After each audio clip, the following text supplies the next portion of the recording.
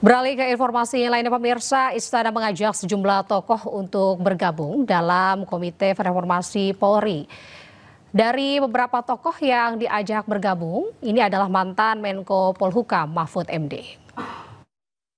Jadi berkenaan dengan komisi atau Komite Reformasi Kepolisian, memang itu bagian dari komitmen pemerintah, ya, komitmen Bapak Presiden, dan sekarang sedang proses untuk kita meminta kesediaan para tokoh-tokoh untuk berkenan bergabung di komite tersebut. Termasuk salah satunya. Sebelumnya, pemerintah terus menggodok keputusan Presiden terkait pembentukan Komisi Reformasi Kepolisian. Rencananya, tim ini akan dilantik dalam waktu dekat.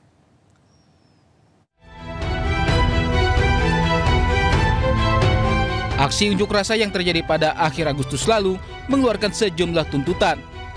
Salah satunya adalah reformasi kepolisian. Menteri Koordinator Bidang Hukum, HAM, Imigrasi dan Pemasyarakatan RI, Yusril Iza Mahendra, menyebut Presiden Prabowo telah menyiapkan kepres pembentukan tim atau Komisi Reformasi Polri. Komisi ini akan dilantik pada 2 hingga 3 minggu ke depan.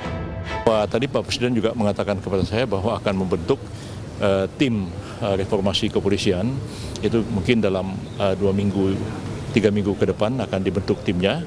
Kalau tadi Pak Ahmad Doviri itu dilantik sebagai staf khusus Presiden, juga ikut menangani reformasi kepolisian. Tapi ya, bukan tim reformasi kepolisian yang akan dibentuk oleh Presiden tadi. Usulan pembentukan Komisi Reformasi Kepolisian diajukan oleh sejumlah tokoh Gerakan Nurani Bangsa kepada Presiden Prabowo di Istana Kepresidenan pada 11 September lalu. Dalam pertemuan tertutup yang berlangsung selama 3 jam, Presiden menyetujui reformasi di tubuh kepolisian. Tadi juga disampaikan oleh Gerakan Nurani Bangsa perlunya evaluasi dan reformasi kepolisian yang disambut juga oleh Pak Presiden akan segera membentuk tim atau komisi reformasi kepolisian. Saya kira ini juga atas tuntutan dari masyarakat yang cukup banyak. Tak hanya di tubuh Polri, para tokoh yang hadir juga menyampaikan tuntutan reformasi di bidang ekonomi, politik, hukum, HAM, pertahanan, dan keamanan. Reformasi di tubuh Polri juga menjadi salah satu tuntutan rakyat saat aksi unjuk rasa yang digelar pada akhir Agustus hingga awal September lalu. Tim Liputan iNews melaporkan.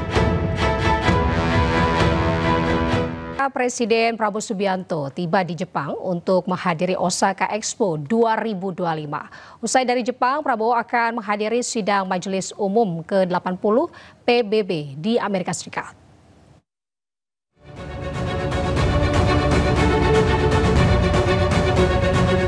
Presiden Prabowo Subianto tiba di Osaka, Jepang Sabtu pagi waktu setempat.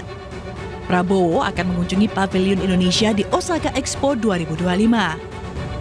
Kehadiran Prabowo merupakan wujud nyata diplomasi Indonesia di panggung global. Usai dari Jepang, Prabowo akan bertolak ke New York, Amerika Serikat untuk menghadiri sidang Majelis Umum ke-80 Perserikatan Bangsa-Bangsa. Kemudian dilanjutkan dengan mengunjungi Kanada dan Belanda. Sebelumnya Prabowo meninggalkan tanah air melalui Bandara Halim Perdana Kusuma Jakarta Jumat malam. Yang juga merupakan satu sidang umum di mana merupakan satu titik untuk memperbarui kembali semangat multilateralisme di tengah situasi dan kondisi global dewasa ini.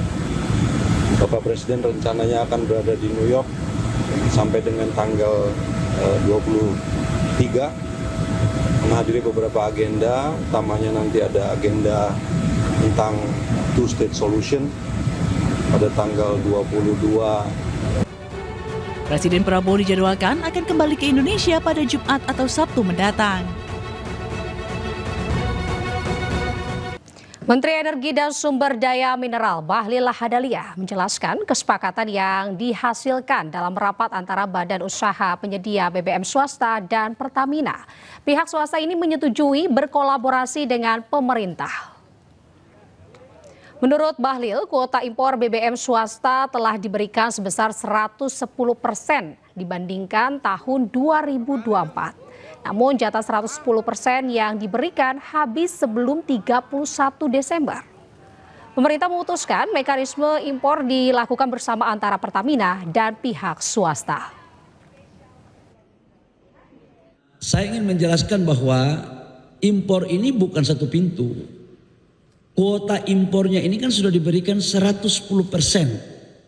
dibandingkan dengan tahun 2024. Contoh, kalau AKR dapat 1 juta kiloliter 2024, maka di 2025 itu ditambahkan 10%, berarti 1.100.000 kiloliter. Dalam prosesnya ada kekurangan, jadi kekurangan itu yang diberikan. Jadi nggak ada itu satu pintu mas.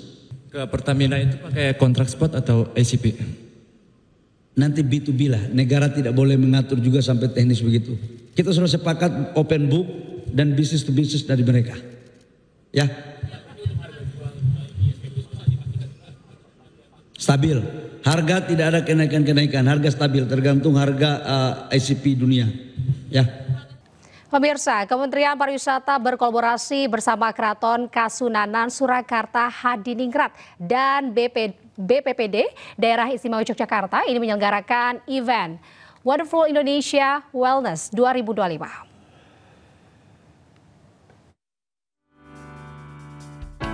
Guna perkenalkan tradisi kebugaran Nusantara, Kementerian Pariwisata meluncurkan program Wonderful Indonesia Wellness 2025.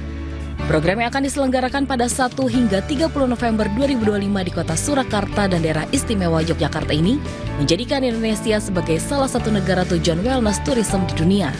Program Wonderful Indonesia Wellness 2025 ini juga mampu menjadi wadah dalam menampilkan ciri khas budaya wellness Indonesia di kancah global. Turut menghadirkan 2 festival regional, Royal Surakarta Wellness Festival yang diprakarsai Keraton Surakarta, Jogja Cultural Wellness Festival yang melibatkan komunitas dan industri wellness di Yogyakarta. Event ini akan menyatukan 2 festival regional, yakni Royal Surakarta Wellness Festival di Keraton Surakarta dan Jogja Cultural Wellness Festival di Yogyakarta, dengan menghadirkan perpaduan harmonis antara kearifan tradisi kuno dan praktik wellness modern yang autentik. Kita mengenalkan bagaimana spirit orang Jawa melakukan titik temu wellness kegiatan kali ini, tidak hanya yoga aja ataupun lokakarya, bagaimana kita merangkai kegiatan-kegiatan yang kita ambil dari kebudayaan Keraton Surakarta. Ini adalah selaras dengan bagaimana wellness dan sustainability kita ke depannya nanti. Tentu dengan komunitas, dan ternyata komunitas yang ingin ikut dengan masuk ke dalam Yogyakarta Cultural Wellness Festival ini ada ratusan. Acara ini akan menampilkan berbagai aktivitas kesehatan, kebugaran, seni, hingga pertunjukan budaya tradisional yang khas dari tanah Jawa, yang diharapkan mampu memperkenalkan keindahan budaya lokal kepada wisatawan domestik maupun mancanegara.